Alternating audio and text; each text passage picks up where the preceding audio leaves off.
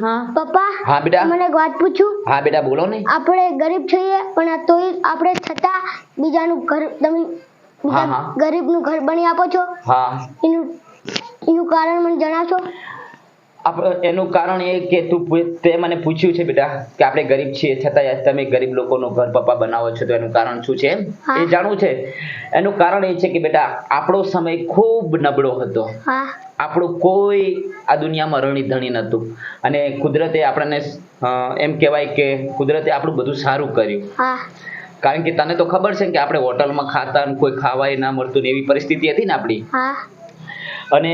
જ્યારે કુદરતે આપણું બધું સારું કર્યું માતાજીની કૃપાથી કુદરતની દયાથી તો આપણે બીજાને મદદ કરવી જોઈએ કારણ કે જીવનની અંદર આપણે આ બધા દિવસો જોયેલા છે યાદ છે ને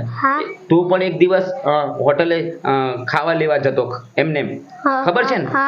એટલે એ જીવનની અંદર ક્યારેય ભૂલવું ના જોઈએ એટલે કુદરતે આપણાને એક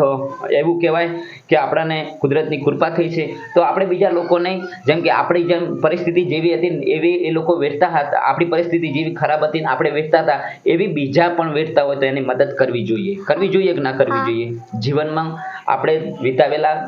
હાવ ગંભીર સમય એ ક્યારે ના ભૂલવો જોઈએ એટલે મારું કહેવાનું આ થાય છે બેટા